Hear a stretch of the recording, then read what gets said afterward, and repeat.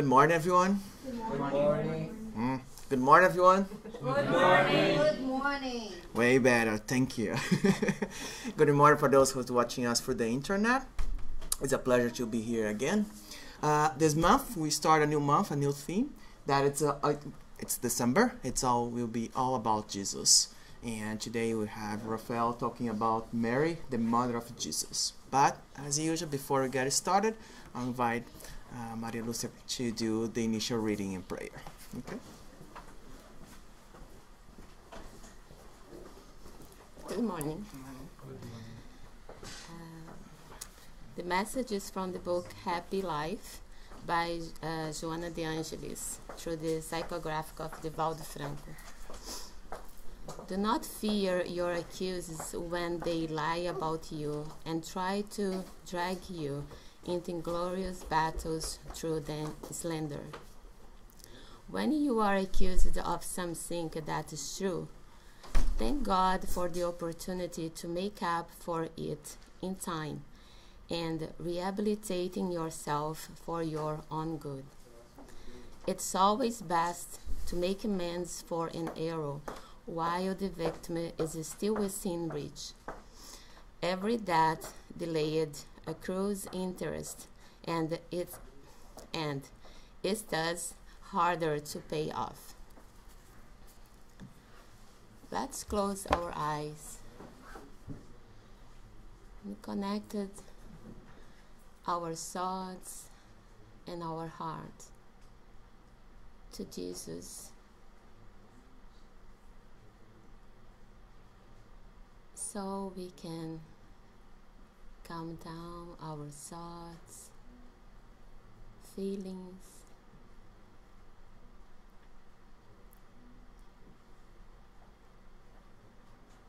and be inspired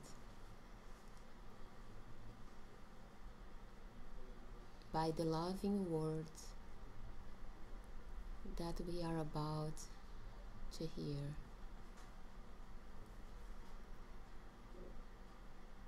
May His teachings touch us and inspire us during this week, so we can see all the opportunities to practice His love towards one another. We thank again for the good spirits, for the opportunity to be here this morning, learning together. May they inspire Rafael during his exposition,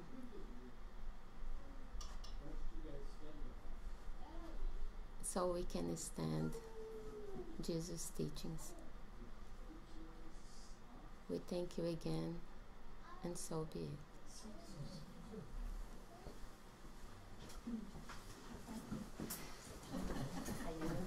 Good morning, everybody. Good morning. So the presentation today will be about Mary, the mother of Jesus. Since, as Marcia said, we are in December, it's one of the most important months for us as Christians. And I don't see this as being a lecture at all. So what I'm going to try to do here is to tell the story that our friends, the spirits, they tell us through Chico Xavier. So this is one of the most beautiful stories I know. So I'll try to bring a little bit of the feeling that comes along with this story. And in order to do that, I've chosen some pictures from the internet, from movies about Mary, Catholic pictures that are well known, in order to illustrate a little bit better this story. So this story, most of it can be found on this book, Boa Nova, or Good News, which is this translation from Gospel. It's a book psychographed by Chico Xavier from the spirit Humberto de Campos. And it's very little, very small, but it's very, very beautiful. Every chapter tells us something about Jesus and his life with the disciples. And most of them are stories that we don't know. And it's incredibly rich in teachings, as we would expect from Jesus. So the last chapter of this book is about Mary.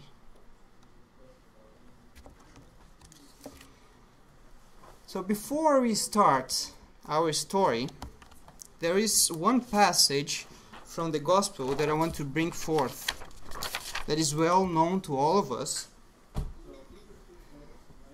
which is this passage. Who is my mother and who are my brothers? So I guess you guys remember from the Gospel according to Spiritism. This tells us a situation where Mary and Jesus' brothers, they go to this house where Jesus is teaching, or he's having a meal with a lot of people, and he's giving his teachings throughout the meal while they're sitting around the table. And they go there and they call him for him to go back home. And then he says, who are my brothers and who is my mother? So this is the chapter where we learn about universal love. That our love is not just to be within our family, but we have to share. And eventually, this love, the love that we feel for the people who are within our family, will be spread around. Actually, our family grows every incarnation. Our family is always growing, up to a point where we're gonna love everybody as if they were our really our brothers. We'll feel the same thing. So that was his lesson. But in this situation, we see that Mary and his brothers didn't really grasp his teachings. So what I'm going to try to bring forth is a vision from her shoes. We'll try to see how that looked like for her as a mother. So normally we don't take her side. We hear very little about Mary. So the presentation today, in this presentation, I'll try to move the focus to her. So then we have this passage from the Gospel according to Spiritism, and there is another passage, a very short one, a very short sentence that we see in Emmanuel's book, On the Way to the Light, where he says that Mary, together with other people, she was one of the messengers of the good news, of the gospel.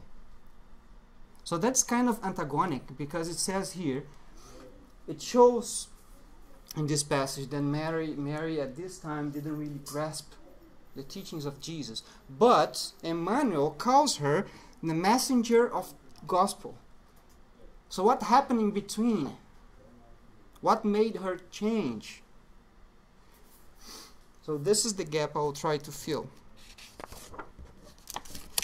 So then our story happens in this land, of course, Israel. So then I have here two maps. Here at the left we have Israel as it is today. So we see that we have Jerusalem, and it's in the border between Israel and Cisjordan. And in the right we see Israel as it was in the time of Jesus. So we have there Jerusalem, we have Nazareth, and Jesus, he remains, his teachings, even though he walked all around this land, most of his teachings remain close to Nazareth, where they used to live. Close to that little lake there, if you see at the top, that we call Galilee Sea, or the Sea of Galilee, or in several books from Emmanuel, he calls the Tiberiades. I don't know how to say that in English, maybe it's same thing. Yeah. So our story happens here. So before we start, a little very quick quiz. Why do we call this Israel? Who was Israel? You guys remember? Nobody remembers? Israel was the guy who fought the angel, Jacob. The first fathers of these people, we have Abraham, and we have Isaac, then we have Jacob. So Jacob had 12 sons. Each son gave birth to one tribe. And he was known as the guy who fought the angel. So that is Israel. So that is the land of Israel. Okay? Just so that we can place ourselves in history. So this was very special for them, for these people. And the people of Israel, the sons of Jacob, they are directly connected to the exiles of Capella. So it's a subject that we saw here in a few months ago. So it was the chosen people to receive the teachings of Jesus. They were ready. But it took some time, as we see on the way to the light, for them to be ready for the coming of Jesus. But eventually, we became ready. And Jesus comes to us, our governor, our master. And since the first moment here on this earth, he teaches us what is the true path to happiness and to love.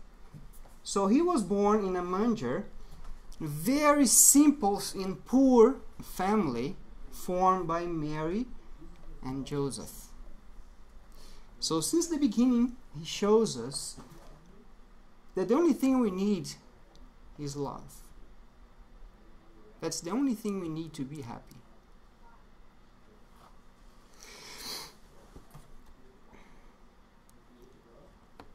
And since the beginning, he always worked. He was never idle. So he was kind of a different child. Of course he was. He was Jesus.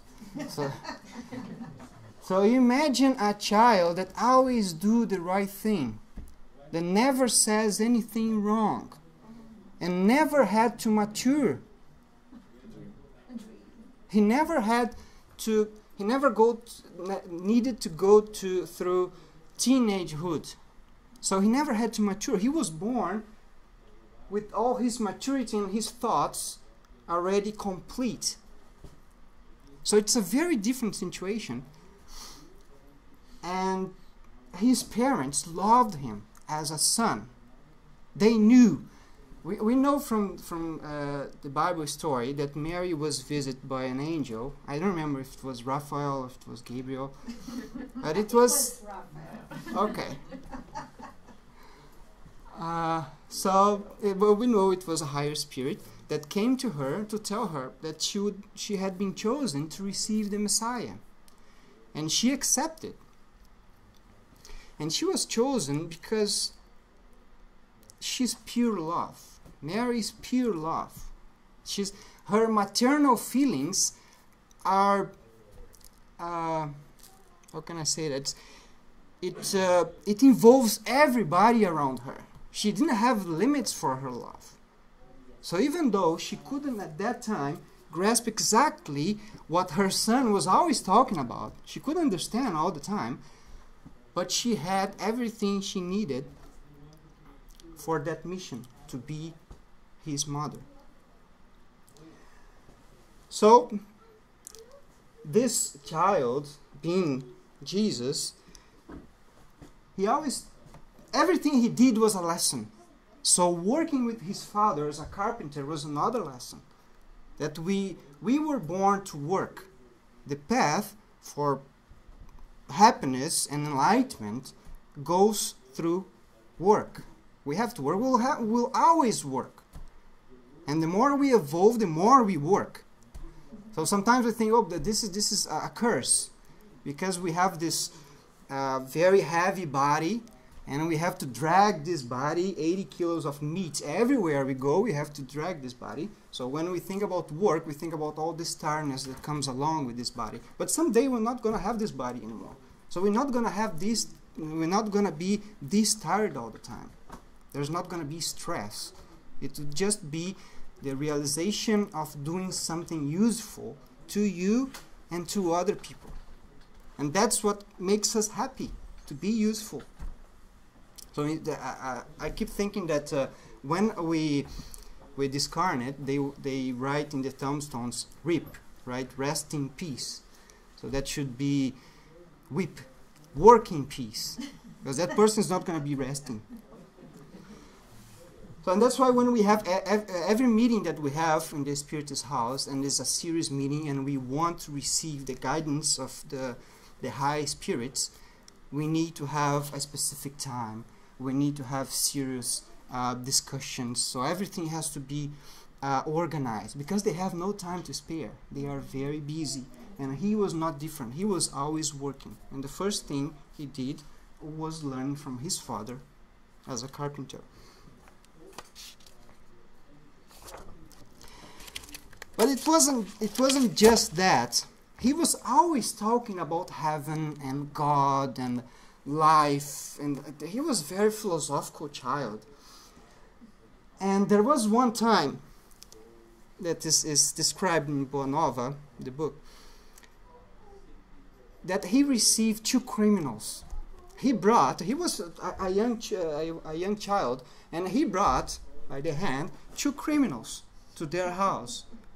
And Mary, of course, was very worried. And then he sits them down and gives them bread and gives them water and talks to them as if they were his brothers. But they were.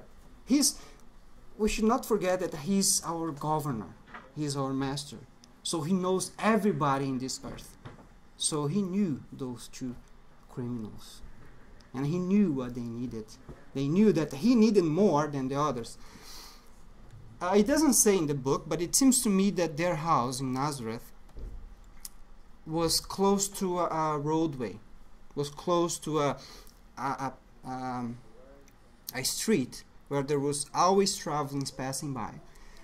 And when he wasn't working, he was always there, close to that street, and he was always talking to everybody that was passing through.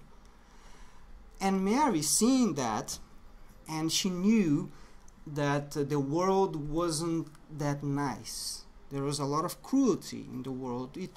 We have it today, and they had it back there 2,000 years ago. And she was worried that her son was too good to this world. So at that time was when she started to worry about her son. So we need to remember that she knew that he was the Messiah, but it was her son. And she was always worried with the security of her son. But he never stopped. So he grew a little bit more. And then he started to develop and go a little bit further in his philosophical concepts. So he started going to the temple, still as a young child, and he discusses all these theological concepts with the doctors of the law at that time. And Mary was always watching from outside. So, of course, she was proud of her son. Oh, my son is so smart. My son is so intelligent. He's so good. At that time, he started to be noticed by those people. Of course, he was there. He was questioning them. So it's just... at that time, he was just a smart boy. Nothing more. Of course, those guys were a little bit troubled because they could not argue with him. Because he was too intelligent. He knew too much. But he was still just a smart boy, nothing more. But Mary was already worried.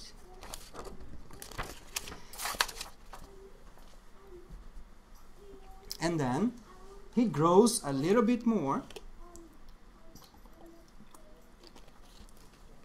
He reaches his 30s, and then he resumes his mission.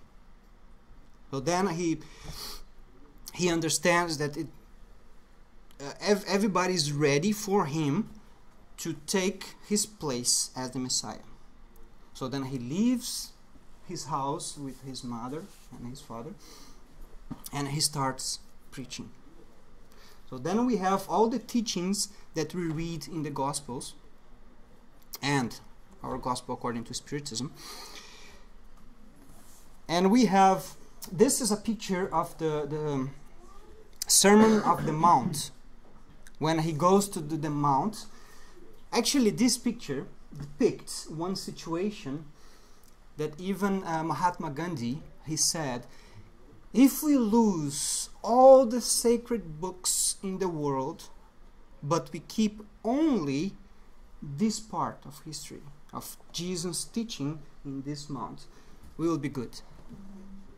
We will be good. So he finished this speech with that prayer, the Our Father. I'm sure that everybody knows. So it's a very beautiful and deep prayer that most people don't get, because we learn to say it by heart, to repeat it very fast.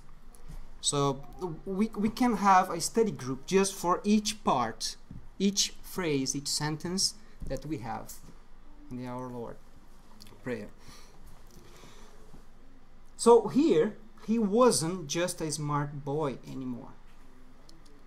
He was converting people, because his words were full of truth and love. And that is very powerful. There's nothing more powerful than that. If you deliver the truth, and you deliver the truth with love. So people start feeling that, and start going after him, start following him. And then the Pharisees, or the doctors of the law, that he used to argue when he was a young boy, they weren't just troubled. They were jealous. They had their pride hurt. So, and Mary, so when we talk about those situations, we never understand where is Mary. Mary is always around. So she listened to his teachings all the time. But at this time she's even more worried about his security, the security of her son. So when we see that passage that she went to that house to call him to go home, it's not that she didn't understand at all his teachings. She was worried about her son, and she wanted him to come home, to be close to her, so that she could protect him. So if we imagine today, if any one of us receives an angel or a high spirit and comes and says, Jesus is going to come back, and he's going to come back in your family. You were the chosen ones. So of course, we might be a little afraid, frightened, and happy that Jesus is going to come through me or somewhere in my family. And then we receive, and we see that small baby, and we take care of that small baby, and it grows, and we know it's the Messiah. But then a few years later, let's say 30 years later, he turns to us and says, Mother or Father, I'm going to the Middle East, and I'm going to preach there now, in the Middle East, because they need me. What would we say? What would we say to that son?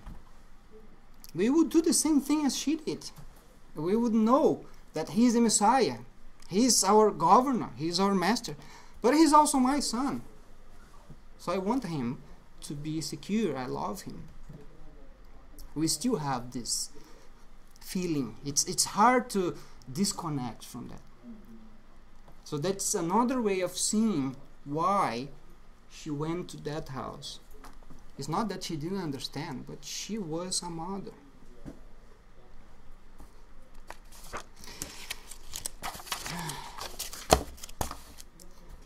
This story is very full of feelings. So if tears come, I'll give you a heads up. Okay, last time I tried to tell this story, I cried a lot. And then what she feared the most happened. He was taken and he was nailed to a cross. So there we see Mary and only one of his disciples, John. All the others, they were very far away, peeking through holes, afraid. But John was there, and Mary was there. And at that time, you imagine her pain. She was seeing her son nailed to a cross. So his body was lacerated. He wasn't dead yet at that particular time. But she was suffering. She was there, sitting on the cross, remember all the moments that they had together. And she couldn't understand why God let that happen. Why God let my son to be crucified like that. He's a perfect son. He was a perfect person. He didn't do anything wrong. But then she suddenly understands. She didn't understand why, but she resigns. She understands that that is the will of the Lord and is for the good of us all. So she had that knowledge and she resigns. She accepts. But she didn't really, at that time, the Gospels didn't sink in her heart yet. But at that moment, when there were only Mary and John there, Jesus, in one of his last breath, he opens his eyes and he's bright. His vision is clear, even though through all that pain, his mind is completely clear. And he looks at them from the cross and he knows exactly what they are thinking. And he tells her, "Mother, there is your son." And he looks at John, "Son, there is your mother." Saying, you don't need to focus all your love just on me. Focus on each other. Focus on the others that need your help now. And after that, then he left his physical body, he discarnated. And then happened everything we know. We have the Pentecostals. He came back and he left his last lesson to his disciples, and then the apostles, they went traveling and spreading the word of Jesus, his teachings. But Mary remained in Bethany, which is a village that is close to Jerusalem. And she was she lived that small time very, very sad and always missing her son. Always missing her son. And John, he went traveling to spread, as the other apostles, to spread the word of Jesus. But soon after, he returns. But before he returns, Mary was still living in Bethany, and she wasn't just sad because she was missing Jesus, her son, but she saw that soon after his departure, the disciples started arguing to create ranks. I was close to Jesus, I was closer than you, so my rank is higher. So in our church, my word has a heavier weight than yours. So I have more power. So that started right away. I'm not talking about centuries, I'm talking about years. So right away, our pride started to erase the teachings of Jesus. And she knew the teachings, and she knew that that's not what he wanted. And they were using her name, his name, in order to create power, powerful positions. So she was sad because of that too. But soon later, John comes back. So he comes back and he tells her, "Well, I was away because I was looking for a house to us. So I'm ready to start now our family, as Jesus told us at the cross. So if you accept, I will be your son, and I will love you as my mother." And Mary was very happy. And she accepts. And they form a family, both of them. And then they move to Ephesus in Greece. I have this map here, which is actually one of the journeys of Paul of Tarsus. But it shows, here is Jerusalem, where she was living. And then they went all the way here to Ephesus. It doesn't say if they came by land or by boat. It doesn't matter. But they came very far away to live in Ephesus. And they lived in this house. This is actually a shrine built around the very site where she lived with John. So this is still there today in Ephesus. And inside they have a small place where you can pray, and there's a small statue. So then they moved to this house, which was a little bit outside, in the outskirts of Ephesus. And at that time, John was still preaching. He was used to go every day to the nearest city, or Ephesus, to teach in the temple. So he was always preaching the word of Jesus. And Mary remained at home. But it didn't take long for the people of this region to know that the mother of Jesus was there. So they started to visit her and to talk to her. And then she started to talk about what she learned from her son. She started to preach too. And because she just at the time of Jesus, she was too worried about his security all the time. But she knew all the teachings, and she had what she needed most: love. She loved everybody. She was just a source of unconditional love, and everybody felt that. So whenever they went there, they felt as if she was their mother too. So it didn't take long for them to start calling her mother. So everybody called her mother. She was a mother of everybody. And then she started doing that every day. Very simple life, living in that house. Well, we don't know if it's exactly that house, but it was in that place. And she was preaching every day.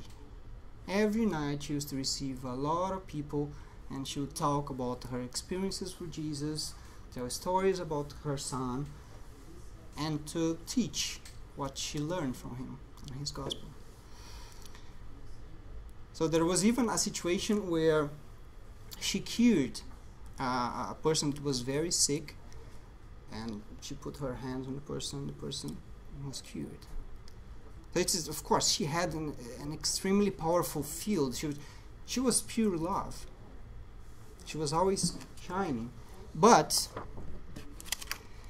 everybody that goes there to visit her, they go to receive her love. Nobody ever asks, "How are you? How do you feel? Do you miss your son?" She was always missing her son. Always, always. And then there was one day where Mary was already very old. She was feeling the weight of time on her. And she had learned that Christians had been persecuted by the Roman governors. So we know that they start to be taken to the circus and all those kinds of tortures that we know start to happen. So one night, she was praying for all of them, and she was concentrating on that. She was very sad. And then a beggar comes along, a very simple person with torn and old rags. But this person comes to her house, and he calls her mother, as everybody else. But this person didn't come to receive. He came to ask her how she was feeling. And he started telling her about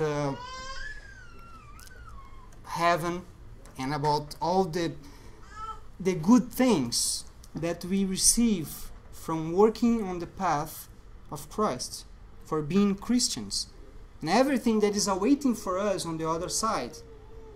All the relatives, the loved ones that will be waiting for us there. So that was exactly what she needed to learn, to hear. And then she started feeling, but there's something different about this beggar, this person. This voice, I know this voice. She started to feel all this love coming back. And she didn't know what was happening, and why she was feeling so close to that strange man. But then she looks in his eyes and she recognized that is Jesus. I told you. So she recognizes her son, Jesus. And at that time, he sees, okay, she recognized me. And he says, yeah, it is me, mother. Come. And he holds her. And she was very happy, very, very happy, because it's her son that she had been missing for decades. And then she starts feeling his body, and she feels all the wounds that he had been, that he suffered in the cross. And she was so happy, just holding him there. And he said, indeed, it's me. I know that you are touching my hands and touching my body. It is me, mother. I came to take you with me. It is time. And she's very, very happy. And she feels her body very, very heavy. And she lays down on the bed. And she leaves her body. And at the same time, and immediately, she sees all this light when she disconnects from the body. And there's a caravan of spirits waiting for her. That's a whole team of high spirits, a very bright light. And all of them receive her on the other side. But she's not ready to go yet. She wants to see Galilee for the last time. And when she thinks about that, she's immediately taken to that place. And she sees her old house. She sees the Sea of Galilee. She sees all that beloved land that Jesus has chosen to be the place of his mission. And then she remembers all those prisoners, all those Christians, they are suffering in jail. And then again, she's taken to Rome. And she sees all those marvelous statues, all those roads. She didn't know that. She had never seen that. So it's a very beautiful city. And then she penetrates the jail where the Christians are. And she sees there very tortured and sad faces. And she decides to hold every one of them. And she embraces every single one of them, giving them hope and whispering in their ears, things are going to be better. We are waiting for you on the other side. And then she sees in the corner a very young lady. And she's also very sad. And then she comes and she whispers in her ear, sing, my daughter. And then she starts singing. And all of them start singing together with her, because they knew the song what they were singing. And they feel this warmth. And the whole prison is involved in a very bright light. And Mary, at that time, she thought, now I'm ready. I'm ready to go. and then she's taken to the higher realms.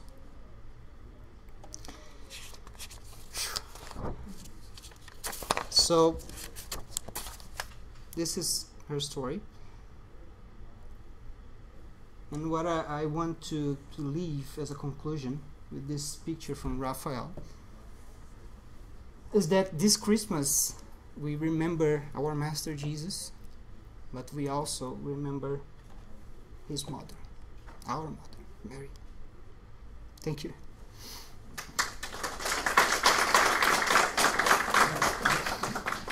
Thank Rafael for sharing everything that you did for you to come with this lecture and to share it with us. Anyone have any questions to Rafael? No questions? Everybody's hungry? Why don't you go to the lunch? All right, so thank you again, Rafael. Thank you. So let's call the kids, and then we're gonna do the final prayer. And do you wanna call everyone who's there?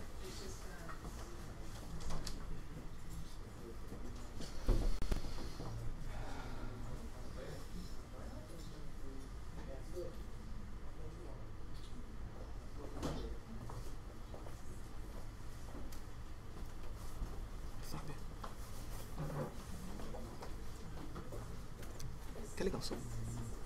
Por favor.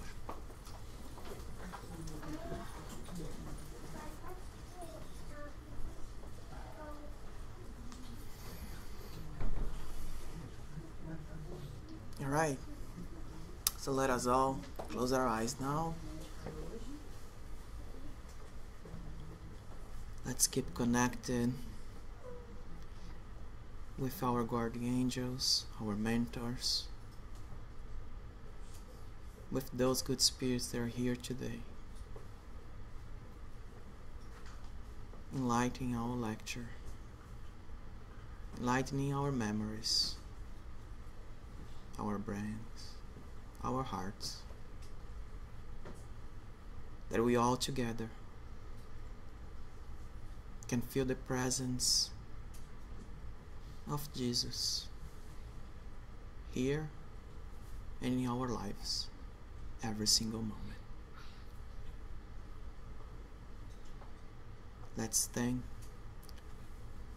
our Master Jesus, our mentors,